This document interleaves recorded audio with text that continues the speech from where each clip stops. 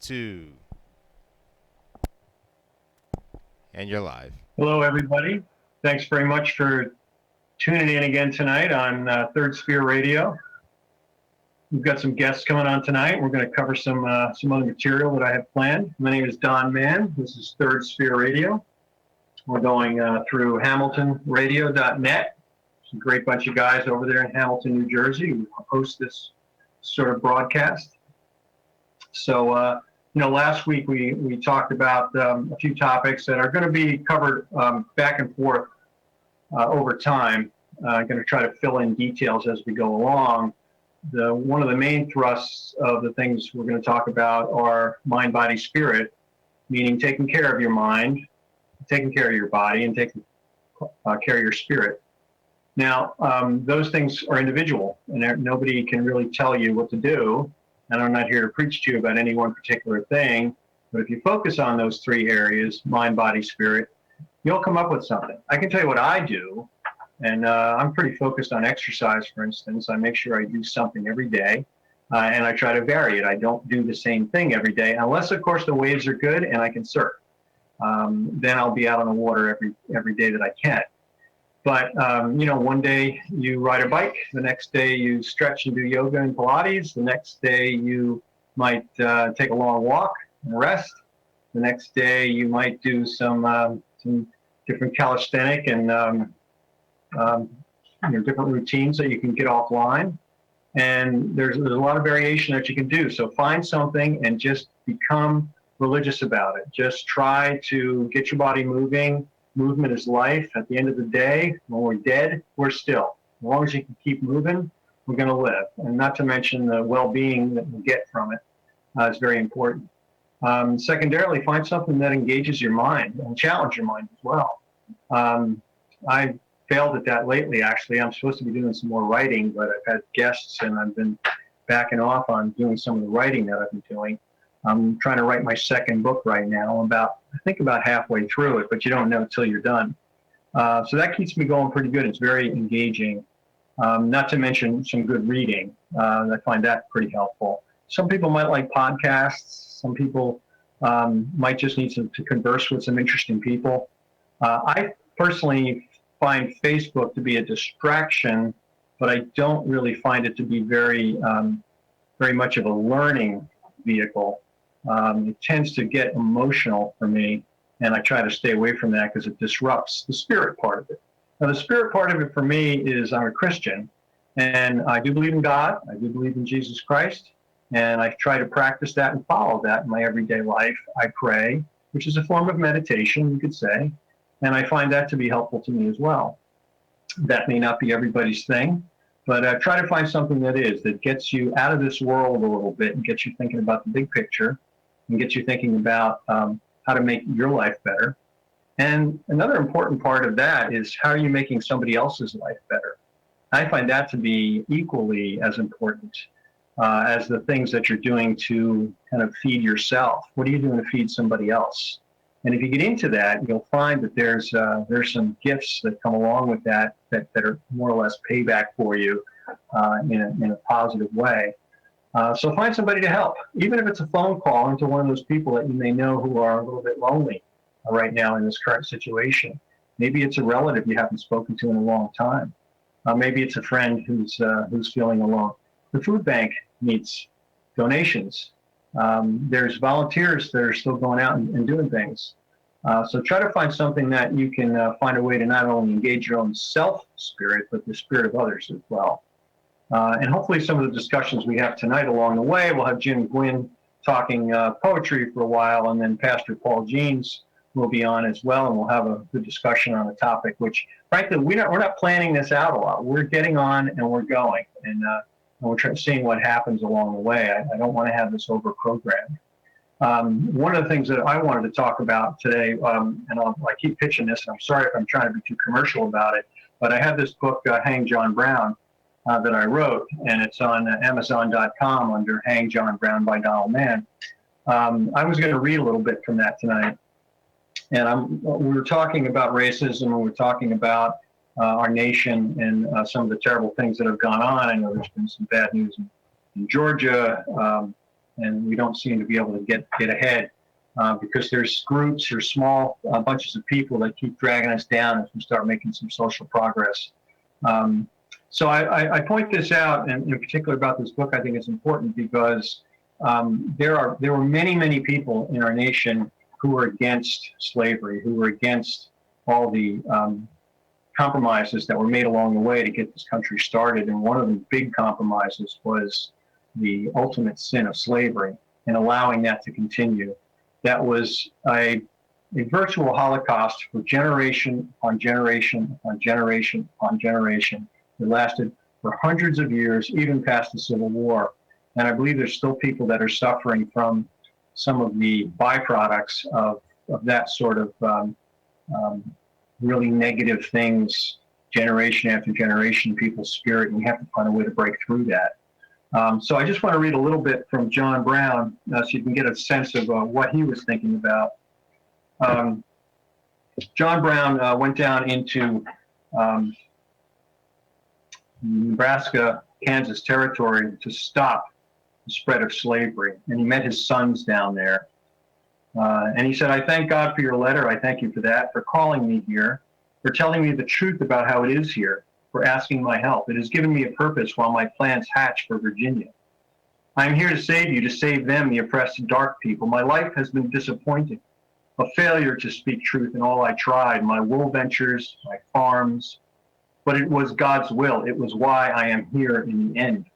I have always felt myself an empty vessel waiting to be filled, not yet called, but soon to be. This cause, this truth has filled me."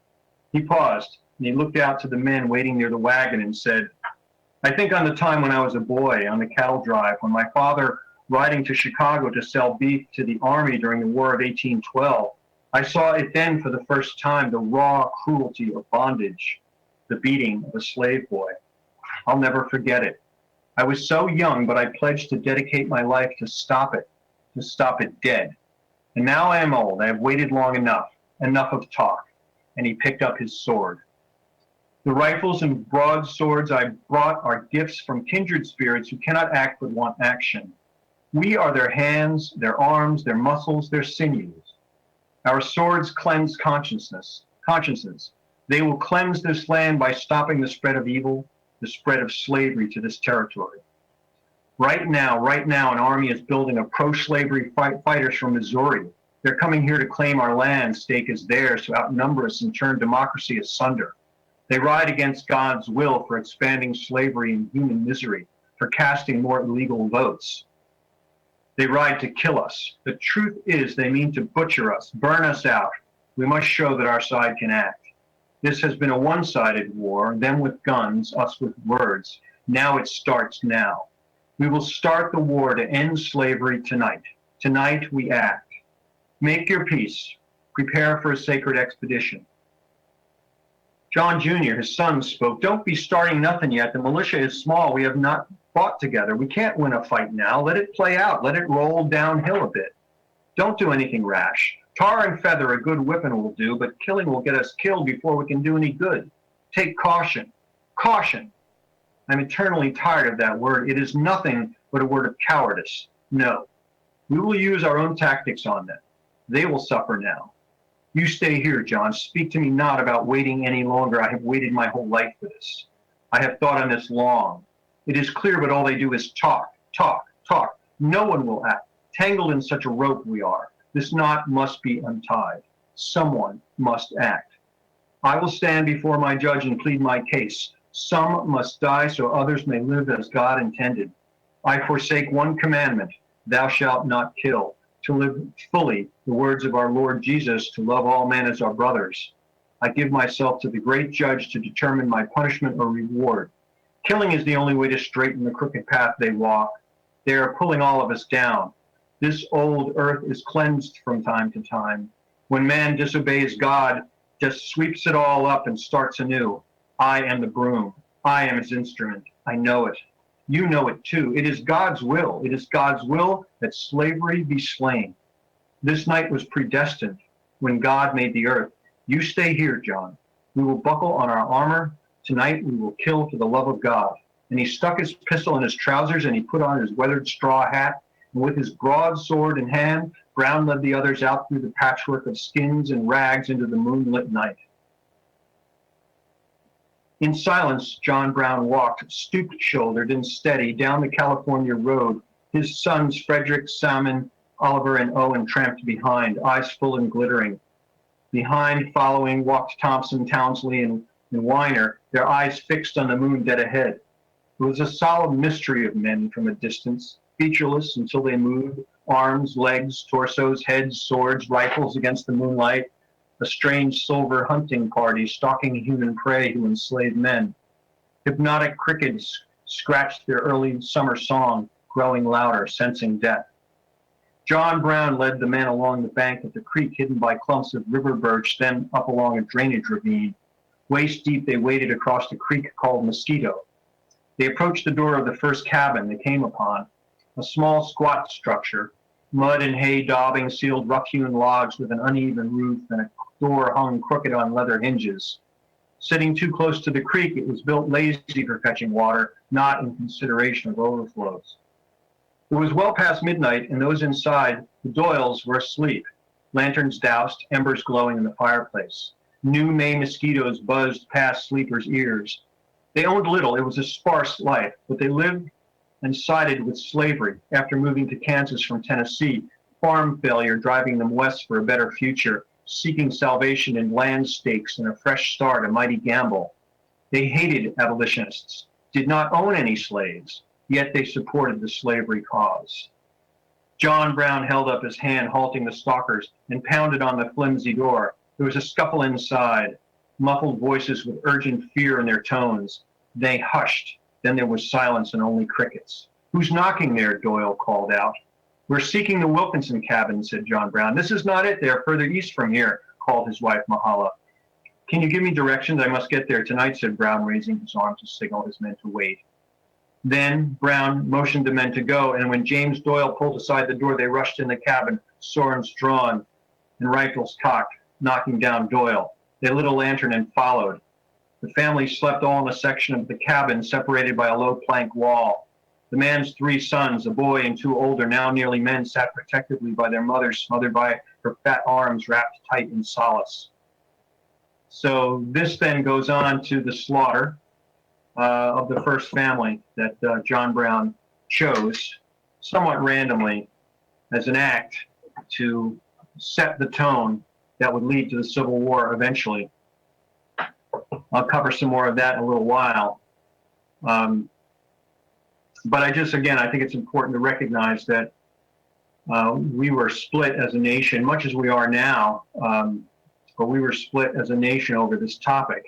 And there were many, many people who were firmly against it.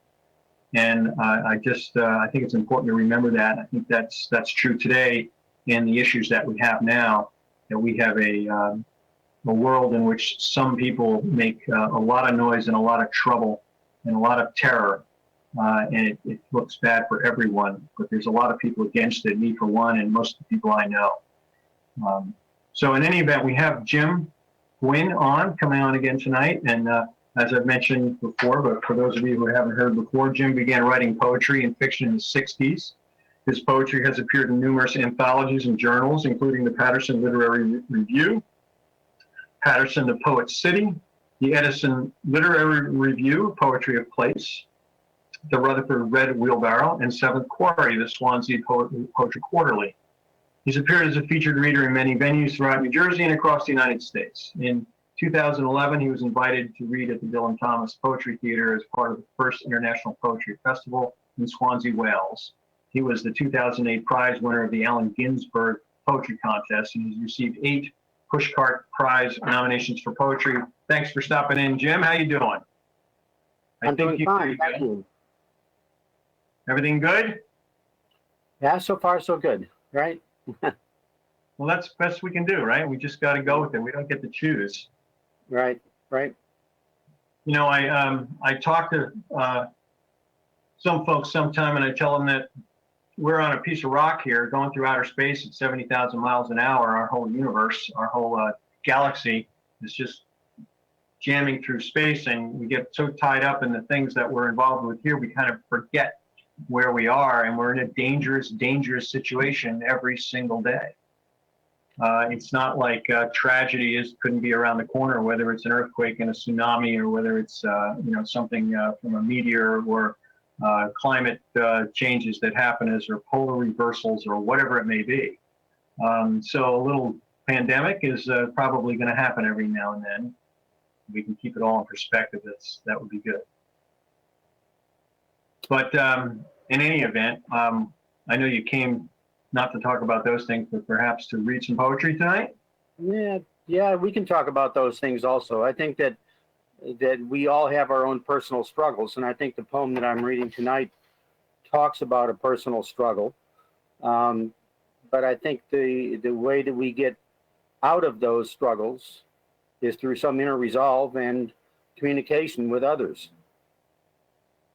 Right. Yeah, I think and that's what we're trying to do here as well.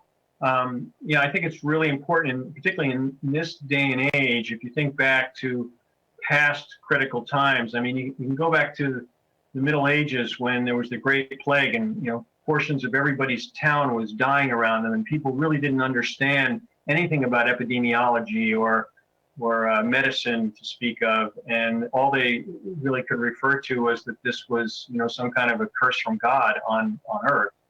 And then you go to a place like, let's say, Siena, which was 30 miles from Florence, and they were at war with each other, and any day the troops could come marching over the hills and lay siege to the village. These things were present dangers. And we've lived and in the rest of the world in its own right has missiles flying in at any given time. And when we were kids, we had the nuclear threat, and we used to have to hide under desks in our classroom. This is stuff that's part of life, and I think for a lot of people in younger generations, they've come to find out that life isn't as stable as they might have thought it was. In my school, when I was growing up, they used to line us up out in the hall, highest to shortest, and I don't understand why. Right.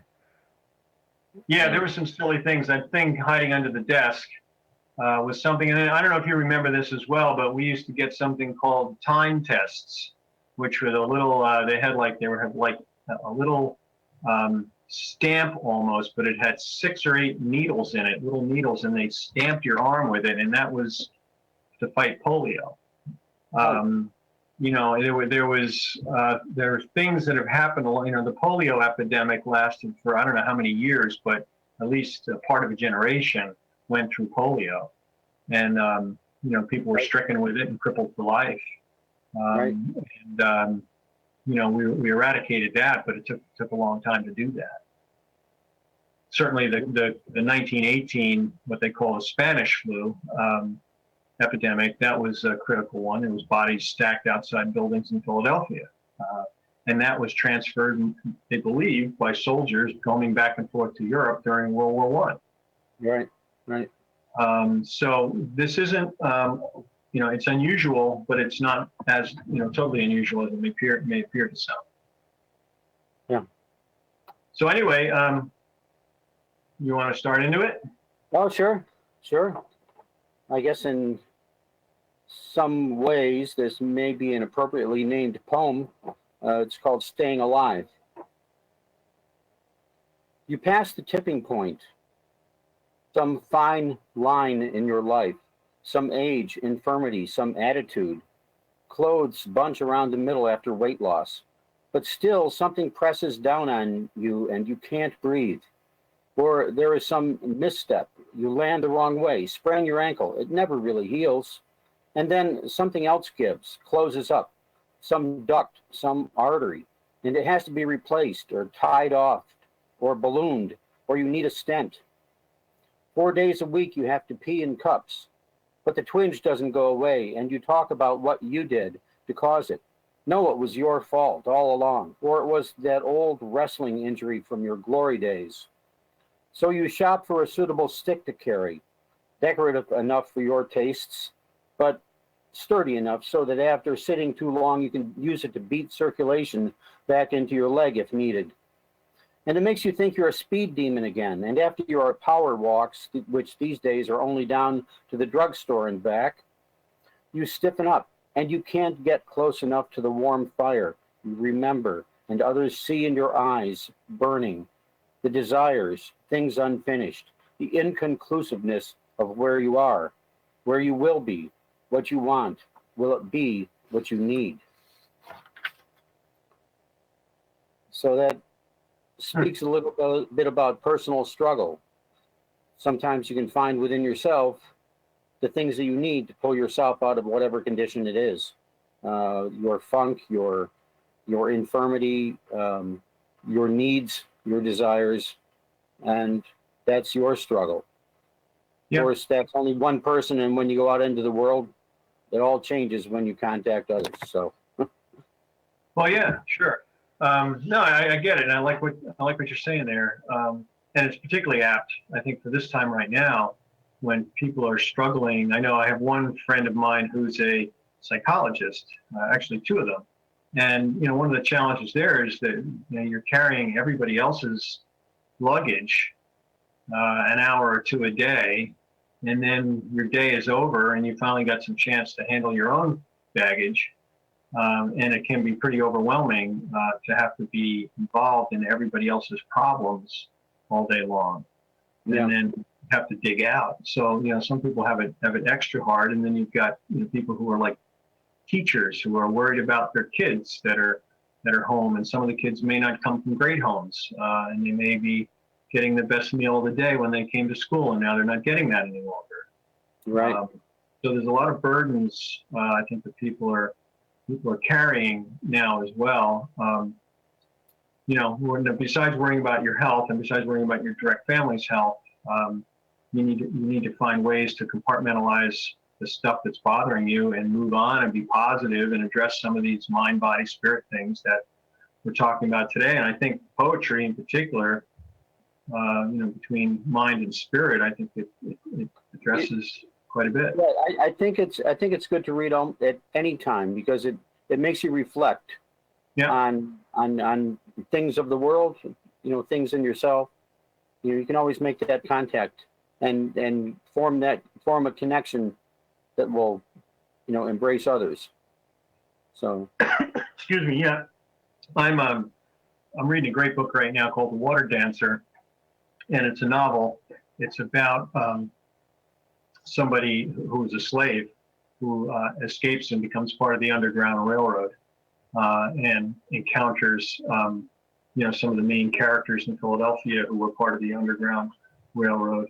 And the one character there is Moses, was her name, but it was actually name's escaping me right now, but it was actually one of the main leaders of the Underground Railroad. And in any event, it's more insight into how difficult it was to break out and get away.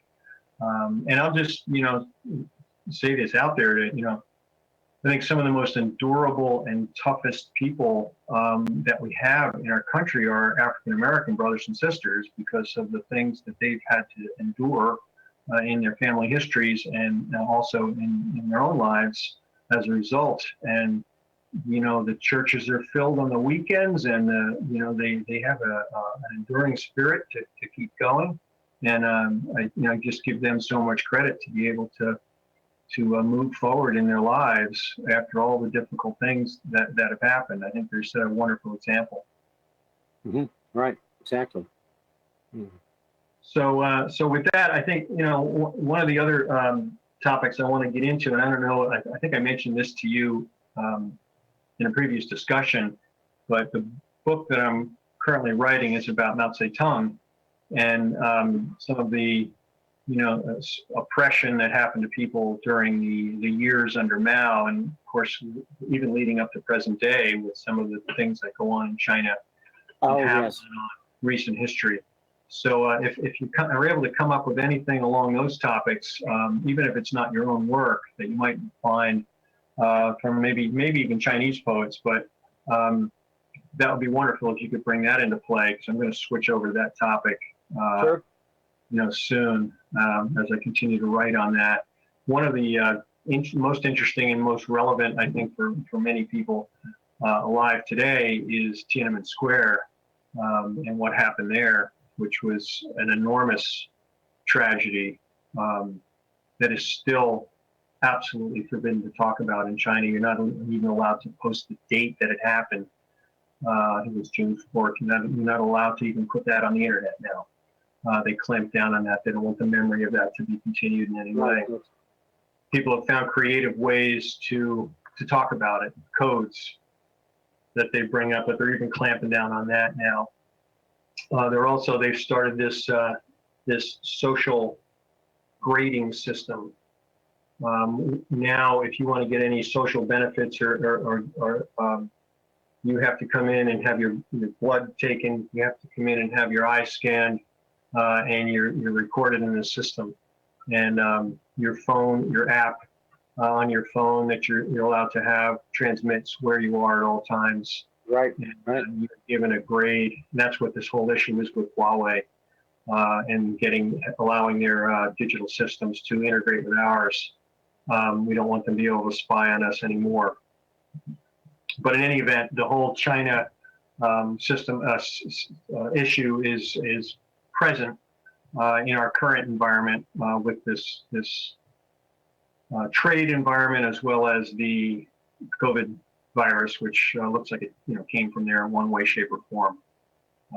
There are a lot of issues currently with Hong Kong too, and the crackdown. But it's really it's not good. Really not good. I don't want to get into it much more here. So.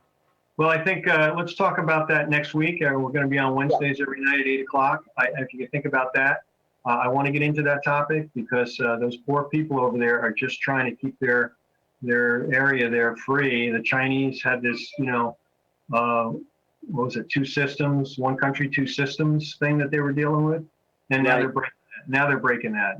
They just are territorial and predators, and they want to take everything over.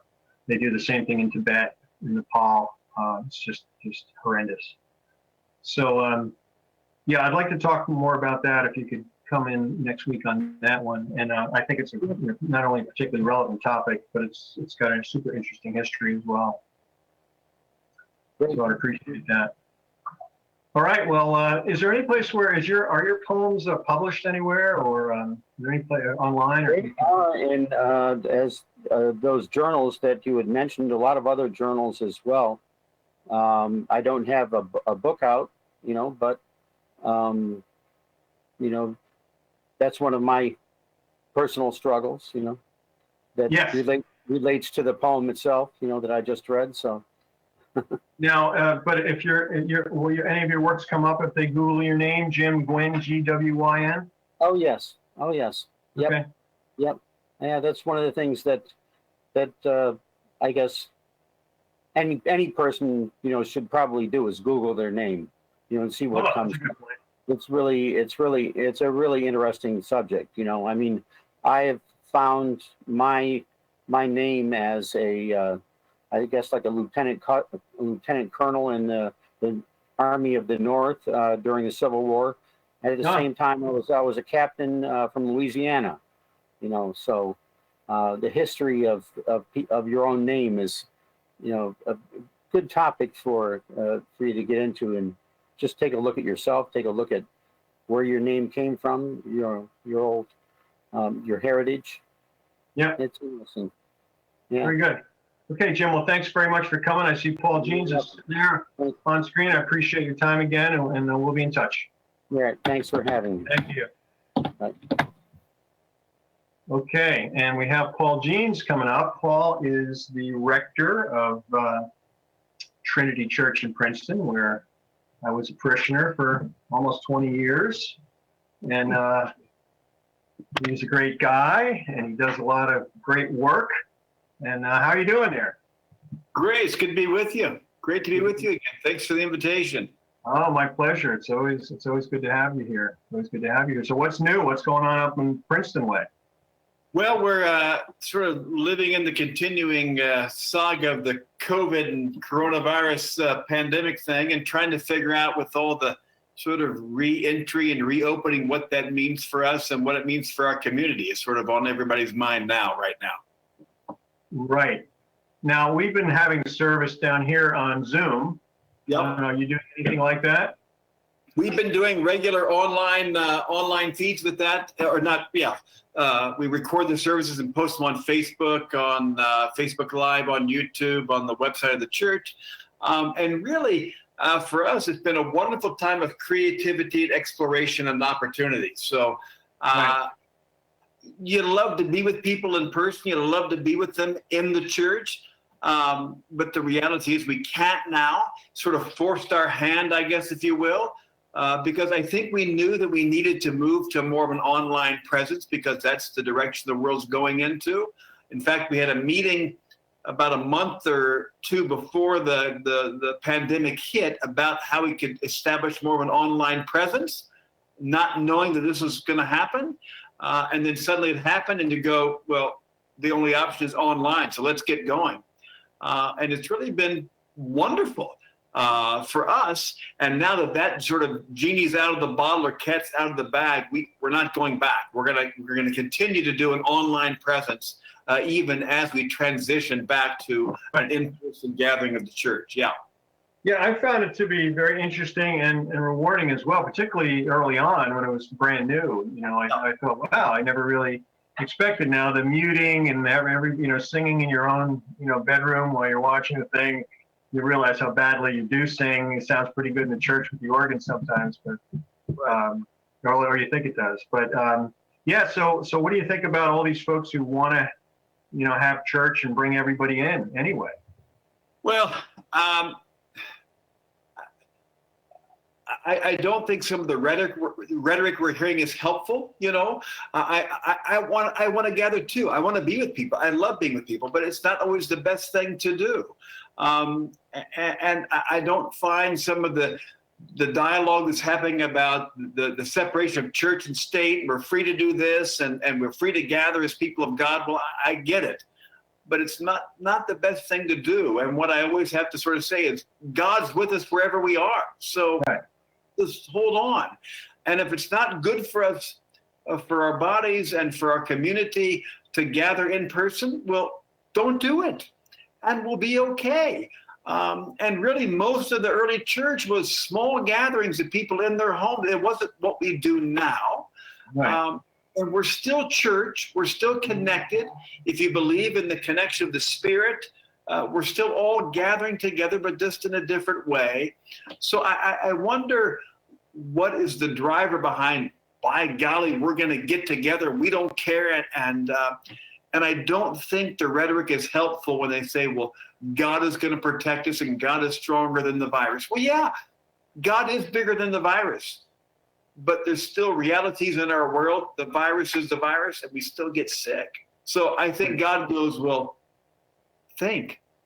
I always think about, when you take communion, some people sip from the cup, and people who are concerned about their health, or maybe they might be concerned about someone else's health, and they may take the wine and a little dip the wafer or do something else, and people do things to protect themselves that way. And I agree with you. I don't think that, it's not about the building. It's not about the place. It's about the Spirit. And if you can gather together, and we're blessed with this medium that we can do this now. Can you imagine the desert it would be if there was just absolutely no ability to gather? Now, I think one of the mistakes that's been made is to make it illegal to gather. I think it would have been much better to come out and say something like, all right, team, we got to do this together. Here's the plan. And we're all going, it would be, you'd be good Americans, you'd be good Christians, you'd be good citizens if you could operate under this instead of making it illegal. Then it becomes the government saying you can't do this. Right. You get in a whole different mindset with the legalities and illegalities of it, and the fighting for your right to do what you feel is you need to do. And I really love the notion of love your neighbor as yourself. And the loving thing to do for your neighbor right now is maybe not to be with your neighbor, right? Okay. Or to set up a circumstance or a situation where your neighbor unwillingly or unknowingly puts himself in harm's way. Because statistically, within our congregation at Trinity, as you know, we have a good number of folks over 65 and a good number of folks that are more statistically perhaps at risk or higher risk. Right. And I know it means so very much for those folks to gather in the church. It means so much. Well, I don't want to set up a situation that's going to put them at risk. Right. So how do we set up a situation to say, well, love your neighbor as yourself? And so what's the loving thing to do to keep people safe? And perhaps maybe that's, well, I know just like the shopping centers, have the over 60 time or whatever it is for high risk, where it's like, so if you're high risk, well, you come, make sure there's the safe distance, and folks who that's not the case, stay home. Let the people, and we can work all these things out. It's all in process Right. of how to do it safely. But I think the illegality gets a fight. And also, I think sometimes religious bodies in some way, snubbing the nose at the realities of the contagiousness of the disease isn't helpful. They shouldn't be in conflict. They should be working together to keep people safe and still work. And I don't think it's that many cases. They make a lot of news out of it, but I just don't think it's that many places. I think most people are operating under kind of normal precautions that you should take. And there may be some places where they're going to try to do that. And let's face it, there are groups who are more about maybe a personality who's in front of the church, and the leadership message that they give just comes out in a way that's like, you have to come and you have to be here, or you're not a Christian, and that sort of thing. Because too, like with gathering in the church, I've gone to the grocery store many times in the last few weeks. And when I've been there, everyone's been respectful, mask on, social distance, et cetera, and there have been folks across the demographic of age, et cetera, risk factors, et cetera. So I don't know of a study that says, well, of the people that went to the grocery store, how many of those have gotten COVID or whatever? You don't know. Because we're all taking risk every day, because most folks are still getting out and doing something. Right. But when you gather in church at one time in one place, it's like, oh my gosh, we gathered together and now these folks have gotten COVID. But I don't know how many people by going to the local grocery store have gotten. Well, the other issue is, look, I get it with hairstylists and tattoo parlors and all that sort of thing, but you've got certain businesses that, because they have food in there, like a Walmart or a Target, all their other merchandise is in there as well. And so that's merchandise that could have been brought at the local department store, but you can't go in there because they don't have food. So what you're doing is you're jamming more people into fewer stores. Yeah, right. Putting the other little guys out of business. Right. Well, and I shouldn't, but today we haven't been to a local large, whatever you call it, bulk store, whatever you want to say, not to say. Well, I said, well, I need to get some stuff. So I went today. It was just as full as on any other day. People had on masks, did whatever they were, but life's going to continue to go and take appropriate precautions the best you can do, but we can't begin to live in a bubble and just stop life. In fact, we had a clergy meeting today with maybe 20 clergy, with some local officials in the township and health officials, and there was some conversation about gathering. He said, now, I know you've heard about gathering, but in one way, if you gather as the church and if things happen, then in one way for the health officials, it's not a bad thing, because we know where they were, what they did, and who they were with, as opposed to willy-nilly with life. So he said, it's not like if you gather as the church and someone gets COVID, oh my gosh, this has been the most horrible thing ever. It's like, if that happens, we now have a sort of a control group, or a group, if you will. He said, all these people were in that place at that time, so now we know what to work with. Now we notify them.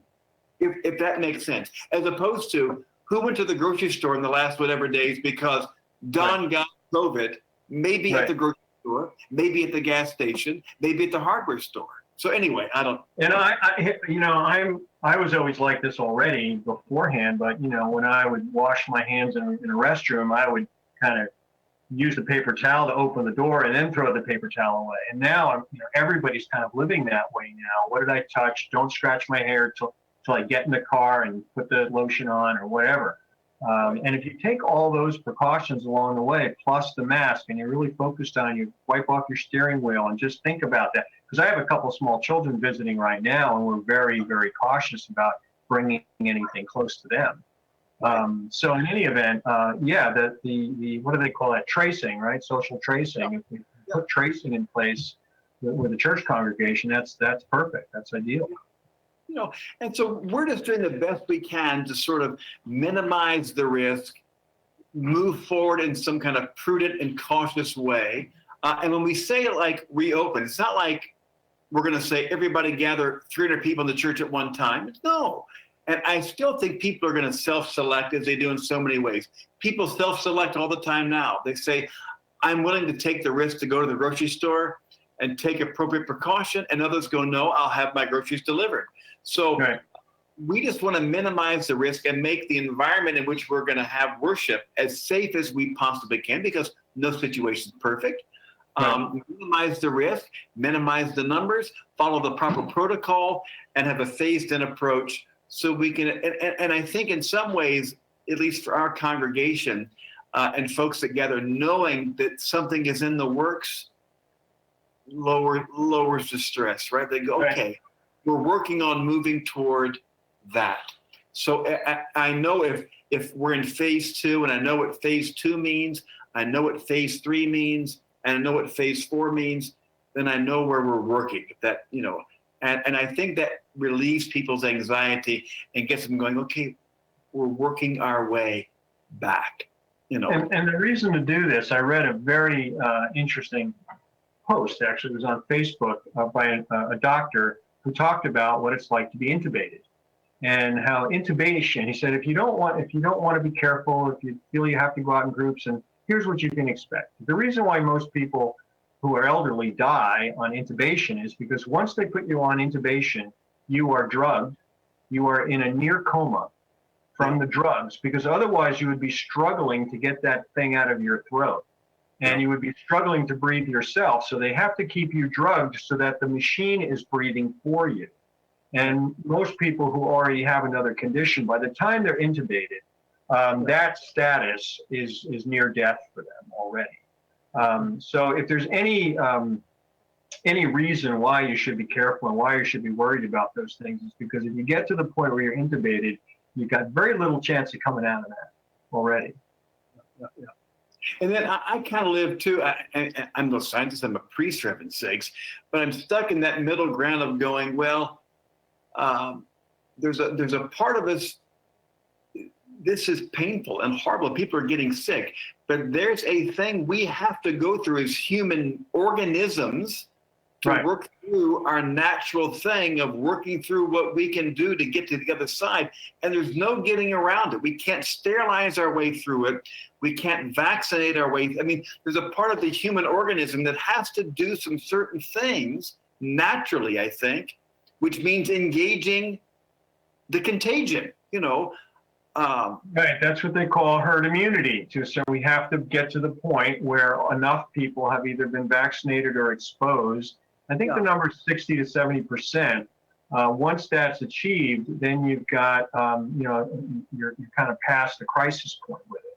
So until we do the best we can in an imperfect situation to minimize the loss and the illness, but there's a part, a painful and disturbing part. There's a part of this sickness and death we have to sort of work our way through, trying to minimize it as best we can until our bodies and the human organism does what it needs to do to.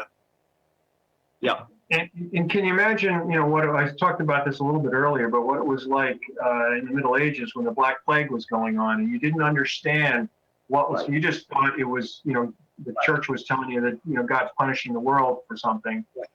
And you didn't understand epidemiology or germs or rats or, fleas or any of that stuff. That was just part of your everyday world. And here, a third of your village is dying in the course of a few months. Right. I said, we are living on this planet, going through outer space in this enormous solar system that we're in this enormous universe, and there's no oxygen out there, and there's solar bursts, and there's all sorts of things that we've adapted to over time in our world, and this is just another adaptation. Right.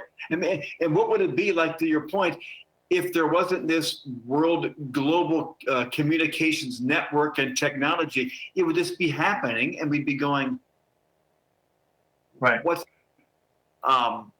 so there is. It's amazing what we have now. Even just going back 100 years to 1918, or the advances we've made, but there's still just inevitably certain steps we have to take, painful steps, to get to the other side. We just can't avoid some of those ugly parts of just our human condition, if you will, our vulnerability of certain illnesses and contagions that are gonna get us into.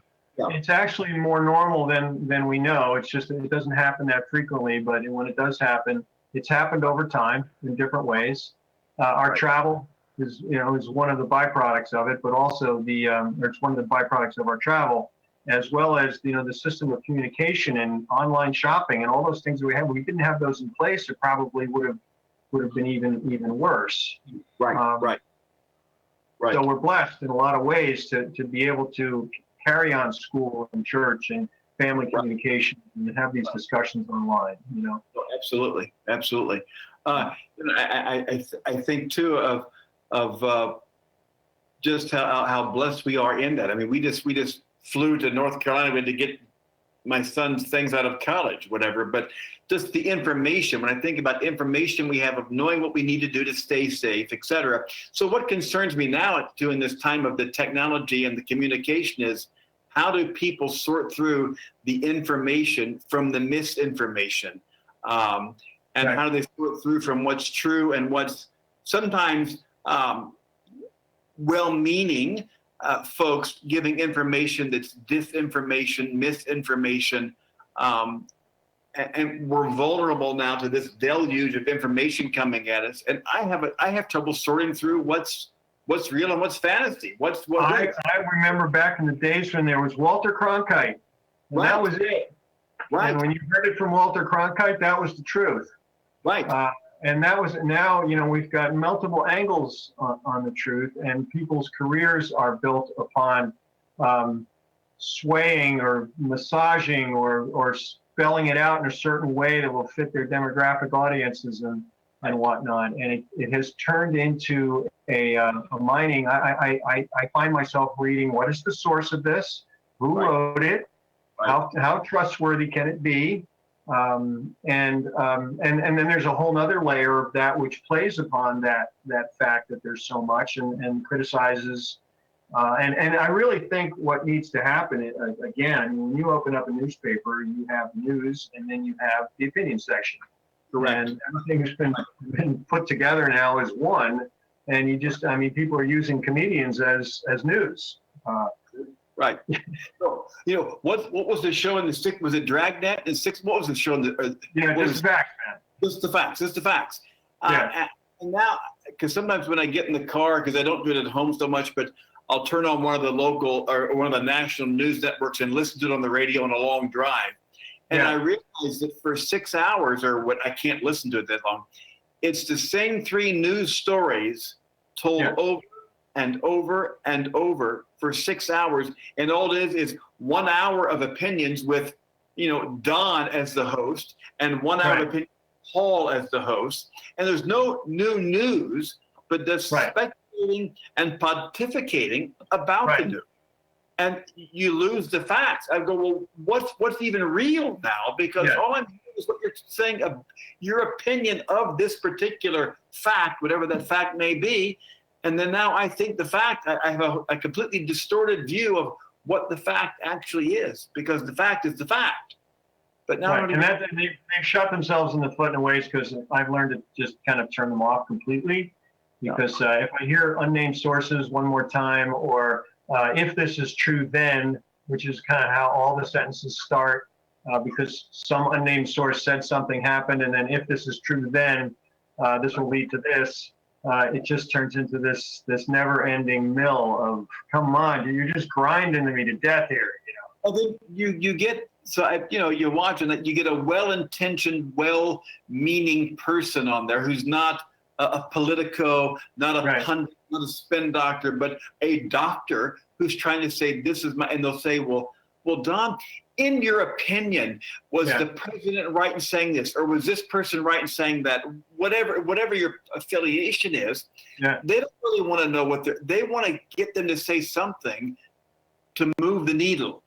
And it has nothing to do with the fact, but did you think that was right? Can we throw a dart there, or a dart there, or a dagger there to help fuel the flame of our particular side, and throw something on the other side? Well, look, headline news, fires, tragedies, earthquakes, that's always what sells the news. So they're always trying to find the next fire and tragedy and an earthquake, or courtroom drama, or political intrigue inside the White House, or whatever it may be. That's kind of the game. And ask the most abusive questions so you can get beat up, and then you become a celebrity yourself for that, or whatever it may be. It's just this. But what bothers me, I've been watching this for a long time, and I've seen the transition. For some people, this is the norm of what news is, and I find it really distracting. And let's face it, there's some people who are playing it really well because they know the cycle, they know how it's going to reverberate to their group or the other group. Right. And I think it's a manipulation game, and we forget, even in the midst of a crisis, which is what bothers me, that we're all in this together. Right. I agree. And it continues to be the blame game, or the whatever game, whatever it is, and how do we find the solution together? And part of it seems to be driven by one never-ending 24-hour-a-day, 365 election cycle. Every day is an election cycle. You're like, that's just not right. So and everything is driven by that constant sort of thing hanging there of, well, I've got to get elected, or I've got to do whatever. And we're never outside of it, ever. I remember 9/11, a few days after 9/11, going over into New York with my video camera and going down to Washington Square Park, and there was people out there singing and praying and holding hands, and there was Gay Men's Choir was out there, singing "God Bless America," and it was really an incredible time. I think the shock of that attack was such that it brought people together for a brief period of time. In this case, 100,000 people have died. That's twice the Vietnam War. That's, how many times the number of people that were killed on 9/11. And it's still some sort of a football game to people. And it's just, it's terrible. It's just disgusting to me that this has become this, this blame game. And I mean, let's face it, nobody was ready for this, right? I mean, everybody, there was in a city, a town, a state, the country, whatever. And yet it's immediately, as soon as it happened, it turned into whose fault is it, as opposed to let's get together and fix it, So anyway, that disturbs me. I'm just hoping that I think most people see what we're seeing as well. There's a lot of reasonable people out there, not on Facebook, but I think they're actually reasonable when they're not on Facebook. It's just when they're on Facebook. Right. I just think in all the things I've seen just anecdotally in town, when traveling, where we just were, people have been incredibly respectful, and kind, and going, okay, this is weird, and whatever the state or whatever it is. In fact, I found some people in some ways more respectful, more kind, more caring now, to saying, have a good day, stay safe, stay healthy. I hope you're well. That those kind of exchanges weren't happening before. And you're always going to have the extremes that are going to go, and they get the headline, they get the pop, they get the news feed, but not the vast majority of people who are saying, we're not sure exactly what this is, what this means. We're just doing the best we can to stay safe, to keep you safe, and to do what we can to make it through, which I think is the vast majority of people, not trying to politicize or leverage this into an opportunity for something. Exactly. No, I think exactly. I think that's kind of this spirit overall. And I mean, I think I saw one note that said, if you want to just level your head a little bit, just turn off the news for a week, and Right. and you'll come out of this and stay off Facebook for a week, and you'll get everything in balance again. Because we get all fired up, and people are trying to fire us up. I mean, that's what this whole Russian scandal was about. They were trying to create division and anger and angst on social media. They want us to cave from within through various forms of dissension and anger against each other. So I agree with you. I mean, look, life is too short, and we've got too many things that we need to do, and we need to help other people while we're at this. We can't just be thinking about ourselves. Absolutely. No. And to your point with back to Walter Cronkite and whatever, I mean, I'll talk to the kids now, and I've got a 22-year-old, a 20-year-old, a 17-year-old, and I'm going, my gosh, there's so much more coming at you than came at me. It was Walter Cronkite, it was the 3 networks and PBS, whatever. Yeah. And we had those people who say, okay, those are our trusted sources, and you kind of had your favorite. But now there's so many sources. I'm going, how in the world do you sift through this constant deluge of information and try to find what to hang on to?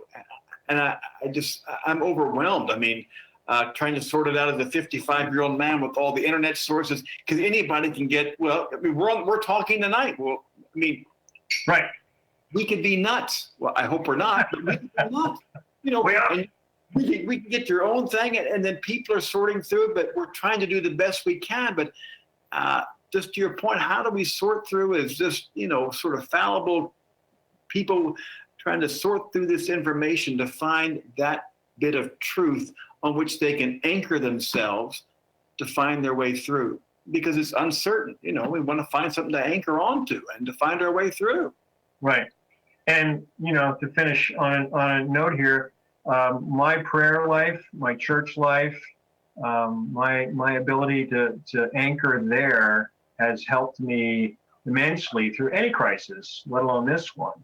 As I mentioned earlier, the keeping in shape, keeping my mind active with interesting information and reading, and then my church life, those are I'll say my Christian life, I should say, are the things that, and all day long, it's on my mind, and it keeps me balanced. Even just how should I react to this comment? I think about that. I think about my responsibility there. Right. So, so thank you for offering this show. Thank you for inviting me on this show, because you never know who might have tuned in tonight just as saying, I don't know what I'm doing, but now they're going, okay, take a breath, settle down. We're doing the best we can. It'll be okay. And you never have any idea what you're offering gives people a chance to hold on to something in the midst of a lot of uncertainty. So good for you. That's great. Thank you, Paul. And thank you very much for coming on again. And I'll talk to you soon. Thank you, man. Peace and blessings. Okay. Keep it up. Peace and blessings to you. Take care. Thank you. Bye now. Bye. All right. Well, thanks, everyone. Thank you very much for tuning in. We're coming down to our last couple minutes here. This is Third Sphere Radio. My name is Don Mann. That was Pastor Paul Jeans, who was talking with us there. I don't know if you could listen to the whole thing or if you've just tuned in and caught the last bit, but what we're trying to do is make some sense of it all. We're focused on mind, body, and spirit. We're trying to address those aspects of our nature where we can stay fit in our mind, fit in our body, and fit in our spirit. And we'll try to cover some interesting topics along the way. And we'll also try to uplift as much as we can. We'll try to stay off the hot button issues as much as we can. However, it's hard, but we'll do it in a moderate way. I think that's one of the things that's missing is moderation. So thank you very much. And we'll be on Wednesday nights at 8 o'clock on HamiltonRadio.net. Great bunch of people.